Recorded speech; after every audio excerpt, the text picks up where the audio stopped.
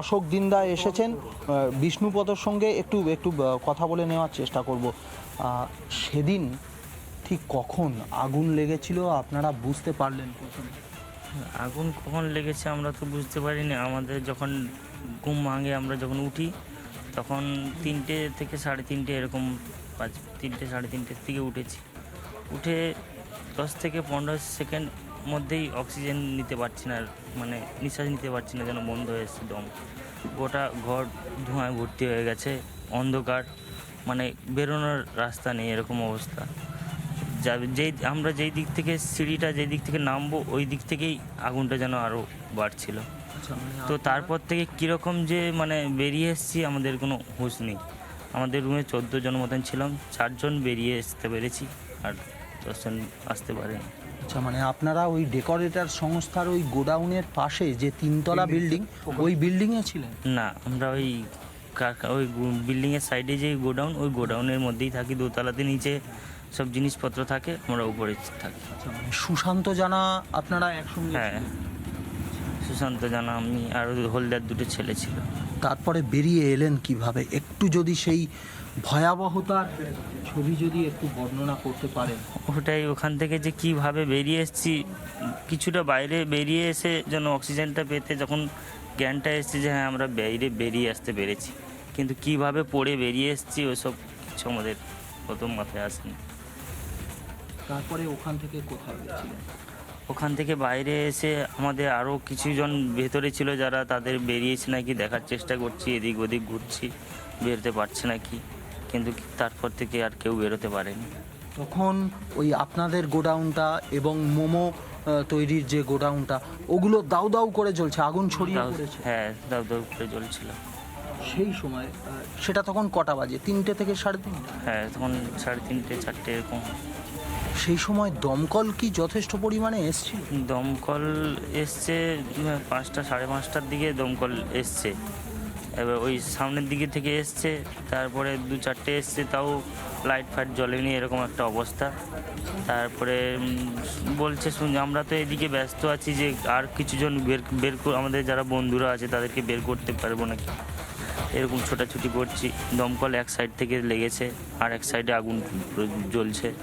মানে 3টে 3:30 নাগাদ আপনারা বুঝতে পারলেন আগুন লেগেছে, আপনারা বেরিয়ে এলেন, তখনও দমকল আসেনি? 5টা 5:30টার সময় দমকল এসেছে? হ্যাঁ। তাও সাফিসিয়েন্ট পরিমাণে আসেনি, যথেষ্ট পরিমাণে না, আসেনি দমকল? না, তখন যথেষ্ট পরিমাণ যাই এসছে দেখতে পাচ্ছি যেটা।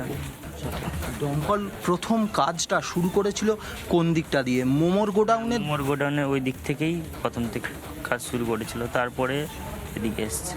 কিন্তু মানে ততক্ষণে তো আপনাদের ডেকোরেটর সংস্থার সব কিছু পুড়ে গেছে, জ্বলছে, ওই দিকটাতে যায়নি? না, ওই দিকটাতে আসেনি, তখন ওই দিক থেকে এসেছিল।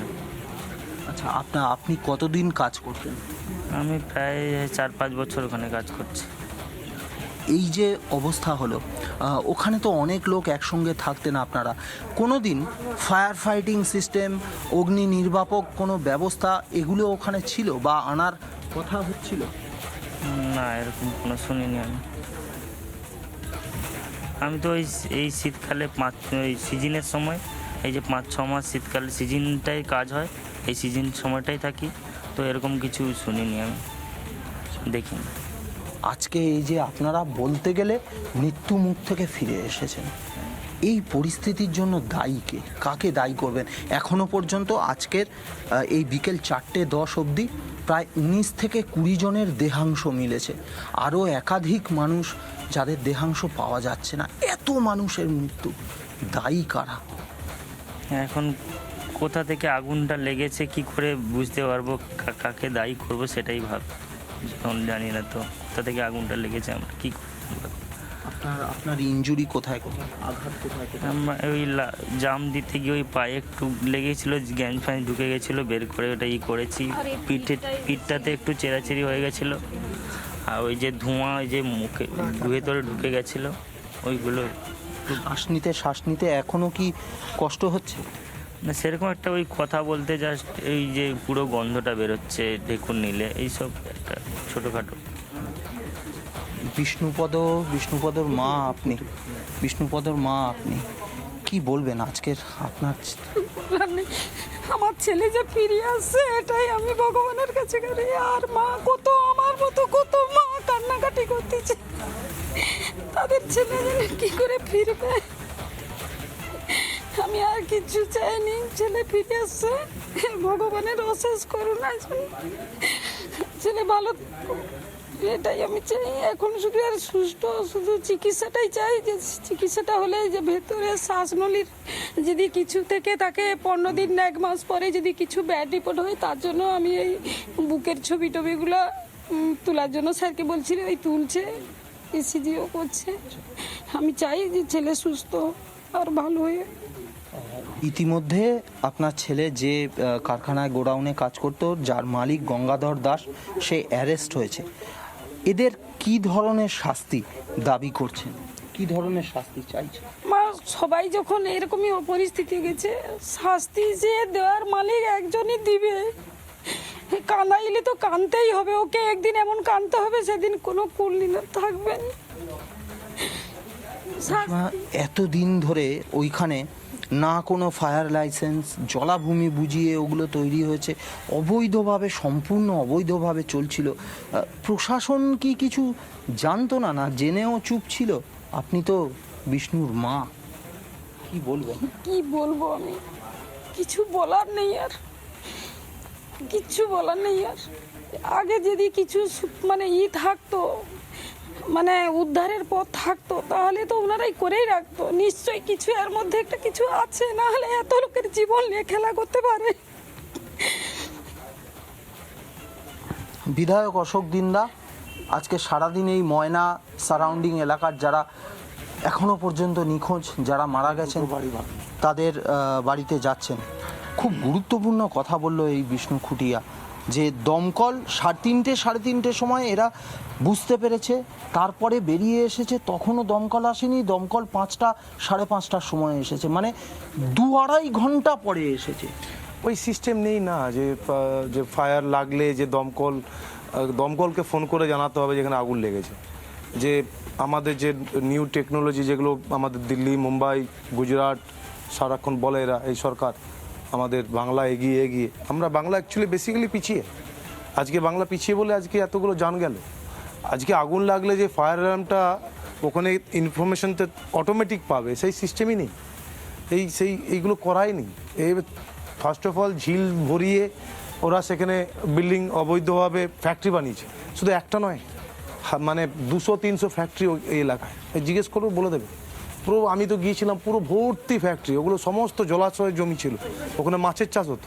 সেখানে ভূমি দপ্তরে মমতা ব্যানার্জি পারমিশন দিয়েছে, পুলিশ প্রশাসন, এমএলএ, এমপি, কাউন্সিলর, পঞ্চায়েত প্রধান, শুধু পয়সা দিয়ে বিল্ডিং তারা এগুলো পারমিশন দিয়েছে। ফায়ার ব্রিগেডের পারমিশন নেই, ওখানে রাস্তা নেই, অ্যাম্বুলেন্স যেতে পারবে না। অ্যাম্বুলেন্স যেতে পারবে এই রাস্তায়? যেতে পারবে না। এত ফ্যাক্টরি, এত কোটি টাকার ফ্যাক্টরি, তো সেখানে হলো কি করে? এর জন্য দায় কে? পুরোটাই ধামাচাপা দেওয়ার চেষ্টা করছে। মানে আমি ভগবানের বলবো যে আমি অশেষ কৃপা, আমি সেদিনই ফিরেছি, সেদিনই গিয়ে পৌঁছে গেছি। নাহলে কোনো মানে নিখোঁজ ব্যক্তির এত মানে শয়ে লোক দাঁড়িয়েছে, কেউ কোনো পুলিশ কথা বলেনি, কেউ কোনো কথা বলছে না, কেউ ওর সাথে তাদের সাথে কথা বলছে না। তারা অসহায়, আমাকে পেয়ে তারা জড়িয়ে ধরেছে, আমাকে করেছে যে আপনি দেখুন। আমি গিয়ে, আমার এলাকার লোক, আমি খবর পেয়েছি, আমাকে দৌড়ে যেতে হয়েছে। তো গিয়ে দেখছি যে পুরো সবাই অসহায়, কেউ কথা বলছে না। তাদেরকে বাড়ির থেকে লোক নিয়ে গিয়ে তাদেরকে আবার নিখোঁজ ডায়েরি করিয়েছে। অর্থাৎ এই অসহায় মানুষদেরকে নিয়ে এইভাবে ছেলে খেলা। আমি এই মুহূর্তে দেখাচ্ছি এই বিষ্ণুপদ খুঁটিয়া, সেই বিষ্ণুপদ সহকর্মী, বন্ধু বান্ধব কারোর খোঁজ কি পাচ্ছেন? এই বিষ্ণুপদ, একটা প্রশ্ন একটু করব। তোমাদের সঙ্গে আরও যারা কাজ করতো, মানে যে 4 জন বেরিয়ে এসেছে তারা ছাড়া আর যারা কাজ করতো, তাদের কোনো ট্রেস তুমি পেতে পারছো? না, কোনো ট্রেস নেই। এখনো পর্যন্ত 19 জনের দেহাংশ উদ্ধার হয়েছে। সেই 19 জন তো বলতে গেলে তোমাদের সঙ্গেই কাজ করতো সম্ভবত। হ্যাঁ।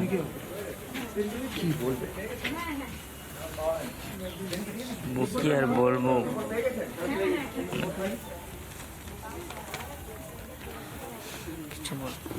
স্বাভাবিকভাবে এই বিষ্ণুপদ খুঁটিয়া নিজে কার্যত মৃত্যুমুখ থেকে বেরিয়ে এসেছে, মৃত্যুমুখ থেকে বেরিয়ে এসেছেন। 31 বছর বয়স এই বিষ্ণুপদ খুঁটিয়া গড় ময়না প্রাথমিক স্বাস্থ্যকেন্দ্রে তার ট্রিটমেন্ট হচ্ছে। এমএলএ রয়েছেন অশোক দিন্দা, তাকে হুইল চেয়ারে আনা হয়েছে, কিছুক্ষণের মধ্যেই ভিতরে নিয়ে যাওয়া হবে, ট্রিটমেন্ট হবে। তিনি যে কথা বললেন, এই বিষ্ণুপদ খুঁটিয়া যে কথা বললেন যে তারা ঘুমোচ্ছিলেন রাত বা ভোর 3টে সাড়ে 3টের সময় তারা বুঝতে পারেন যে আগুন লেগেছে। তারা কোনো প্রকারে প্রাণ বাঁচিয়ে চলে এসেছেন, কিন্তু দমকল আসে 5টা সাড়ে 5টার সময়, তাও সাফিসিয়েন্ট পরিমাণে দমকল ছিল না। দমকল প্রথমে মোমো প্রস্তুতকারক যে কারখানা বা মোমোর গোডাউনের দিকে দমকল গেছিল, কিন্তু একদিকে যখন যখন এই ডেকোরেটর সংস্থার যে গোডাউন সেটা জ্বলছে, সেইটা নেভানোর মতো কোনো দমকল নেই। কার্যত একটা ভয়ানক পরিস্থিতি, মৃত্যুমুখ থেকে ফিরে এসেছে এই বিষ্ণুপদ। একদমই ভয়ানক পরিস্থিতি সৈকত, এবং বিষ্ণুপদবাবু যে বেঁচে ফিরেছেন এটাই বেশ বড় বিষয়। এখনো অনেকে নিখোঁজ, আমরা বারবার আমাদের স্ক্রিনে দেখাচ্ছি সেই নিখোঁজদের কথা। আমি একটু চট করে আপনাদের জানিয়ে রাখতে চাইবো, যাদের নাম আমরা পাচ্ছি এখনো পর্যন্ত নিখোঁজের তালিকায়: কার্তিক জানা, অনুপ প্রধান, সৌমিত্র মণ্ডল, কৃষ্ণেন্দু ধারা, গুরুপদ সাউ, বিশ্বজিৎ সাউ, পঙ্কজ হালদার, বুদ্ধদেব জানা, রাজু মান্না, নান্টু খাড়া, সুব্রত খাড়া, বিমল মাহাতো, সুজিত সিং, বাসুদেব হালদার, ক্ষুদিরাম দিন্দা ও দেবাদিত্য দিন্দা। একের পর এক আমরা নাম খুঁজে পাচ্ছি যাদেরকে খুঁজে পাওয়া যাচ্ছে না। আমরা সৈকতের কাছে যাওয়ার আগে নানা ধরনের কন্টেন্ট দেখার জন্য লাইক করুন, শেয়ার করুন আমাদের ফেসবুক পেজ, সাবস্ক্রাইব করুন আমাদের ইউটিউব চ্যানেল। পাশাপাশি অন্যান্য ব্রেকিং নিউজের জন্য অবশ্যই চোখ রাখুন রিপাবলিক বাংলায়।